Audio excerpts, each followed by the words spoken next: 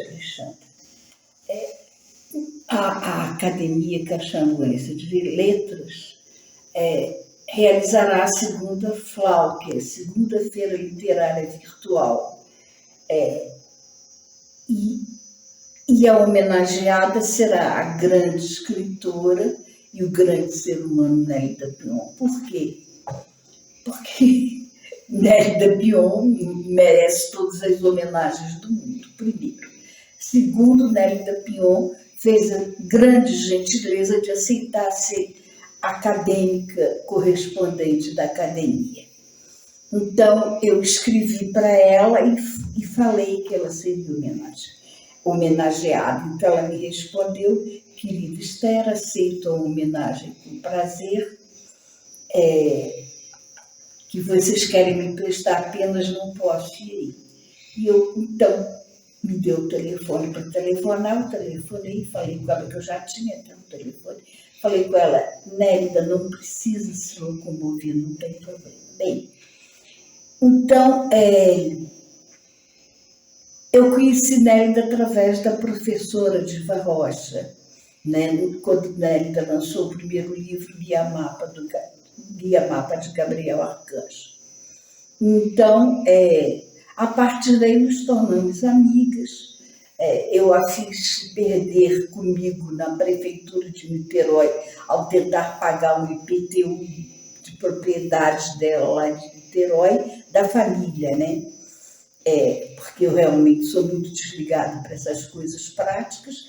E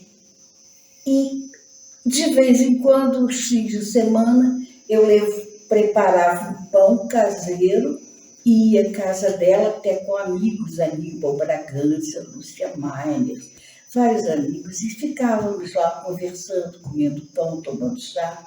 Era um prazer maravilhoso a conversa com o Nélida. Partilhar, ter essa... A bondade da Nélida, né, em partilhar a convivência comigo foi muito, muito importante na minha vida. Marcou a minha literatura, o que eu escrevo, né, marcou profundamente. Recentemente, antes dela falecer, e ela faleceu, infelizmente, estávamos conversando ao telefone e eu falei: Nélida, que saudade eu tenho daqueles tempos, do passado, né? Não falei passado, porque eu tenho muita saudade. Estávamos conversando sobre o tempo passado. Aí ela deu uma gargalhada e disse: ora, Esther, éramos jovens, como não ter saudade? Então, essa exclamação ficou comigo até hoje, né? Então, de vez em quando eu escuto: ora, Esther, éramos jovens. É isso aí. Então, Nélida merece todas as homenagens do mundo. E por isso, a Academia Caxambuense de Letras a homenageia. Muito obrigada. Olá a todos. Meu nome é Ana Helena Tavares, sou jornalista, escritora, biógrafa. E a convite dos confrades da Academia Caxambuense de Letras, da qual eu faço parte com muito orgulho, eu vou fazer uma homenagem a Nélida Pion, escritora falecida não há muito tempo, que era uma grande combatente pela democracia. E então eu vou ler um texto meu, escrito já há alguns anos, chamado sobre a diferença entre a democracia e a liberdade. Democracia é uma praça cheia de gente, pessoas de todos os sexos, etnias e credos, que dentro dos limites de uma Constituição representativa, que cria parâmetros e norteia, não tem medo de expressar suas opiniões e ainda assim convivem em harmonia, tolerando pacificamente o contraditório. Seja a Cinelândia, no Rio de Janeiro, das passeatas com milhares, seja aquela pracinha de sua cidade interiorana. Lá na velha Atenas, foi assim que a palavra democracia foi criada, para ser abrigada num púlpito público localizado no centro da polis, denominação dada às antigas cidades gregas que deu origem ao nome política, cujo objetivo era dar voz a todos, sendo respeitada a vontade soberana da maioria. Vale o que mais de 50% acham bom. Esta vontade, muitas vezes, pode ir contra nossa vontade. Quem mora, por exemplo, num condomínio, sabe bem o que é não ser livre para alterar a fachada de sua varanda, por exemplo. Mas, ao coro dos insatisfeitos, resta contentar-se e conseguir convencer aos outros de suas ideias. Dá trabalho, claro. Ser déspota é imensamente mais fácil, porque prosperar numa democracia requer gasto de saliva e talento para o diálogo, essa palavrinha mágica. Quanto mais vemos os outros sofrerem, mais gostaríamos que o mundo fosse assim, pessoas dialogando em paz. É, por assim dizer, um ato solidário, conflitante com o ódio, de desapego a si e à sua vontade, quando esta perde. E disto, só os tiranos opressores têm medo. E como o mundo está cheio deles. Há até aqueles que querem discursar nas praças de outros países.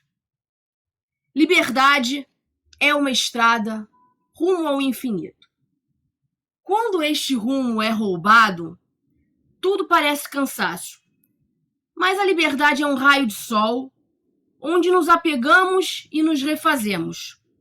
É um oásis alucinógeno que nos faz caminhar sedentamente até ele. Mas se acaso lá chegássemos e nos deparássemos com muitos lagos, viria de certo a forte dúvida: em qual beber? Liberdade não tem norte e é conflitante com o amor. Se não, vejamos. Consta que John Lennon, autor da frase "amo a liberdade, por isso deixo tudo o que amo livre", morria de ciúmes de Yoko Ono.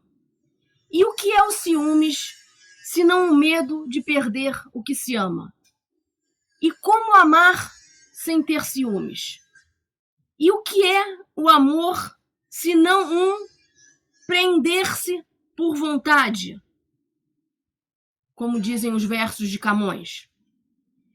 Seja a alguém, a algo ou a uma terra, quem ama cuida, e quem cuida cria laços, elos de uma corrente imaginária mais forte do que as físicas.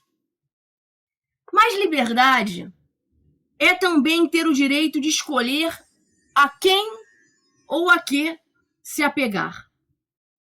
O problema nas ditaduras é que quem escolhe isso não é nem você nem a maioria. É a minoria iluminada e embebida de ódio. Tiranos têm raiva da própria incompetência e temem a democracia porque sabem que não conseguiriam se destacar não fosse pela força. Seu medo é gerado pelo ódio. E o ódio nada mais é do que uma vontade de ter licença para matar ou destruir. O agente secreto da rainha britânica tinha, mas seguia ordens. Liberdade é um faroeste sem xerife. E é, no fundo, uma utopia. Não creio que tenha havido na história da humanidade alguém totalmente livre de amarras afetivas e sociais.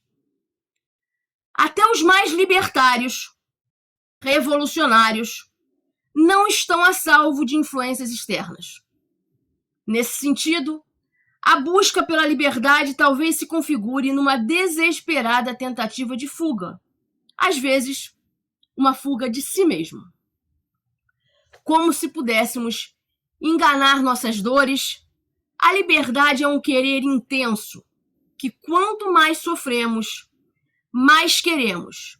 É, por assim dizer, um desejo solitário, de desapego ao magnetismo do que está à sua volta, pois dá asas a todas as vontades individuais, sem observar as dos outros, tantas vezes conflitantes, arcando com o caos que isto pode gerar. Por mais saciado que este desejo nos pareça, sempre desejaremos mais liberdade. Este é o desejo de todos os desejos, desejar mais e mais. Porque se não houver o que desejarmos, que graça tem o mundo? Apenas tédio e inércia. Mas o problema é o que desejar. Muitos não sabem nem querem saber. A prisão, não a física, mas a mental, é cômoda. Libertar-se é perigosíssimo. E disto todo ser humano tem medo. Eu tenho. É o novo ao seu alcance? É um mergulho no desconhecido? É a anarquia, talvez? Ou graças a Deus, como diria Zélia Gataia. Uma anarquista de carteirinha que passou a vida defendendo a democracia. E que lindo era o amor dela pelo nosso amado. Sim, é preciso amar para ser democrata. Mas a liberdade plena, como utopia que é, conflita tanto com o amor como com o ódio. Se não vejamos, o ódio expresso em palavras ou atos, num regime verdadeiramente democrático, te levará à cadeia. Num mundo livre, caso existisse, te levaria a ser morto. É a falta de lei da selva. O amor num mundo livre, só quando a humanidade for reinventada. Sugestão: ame numa democracia.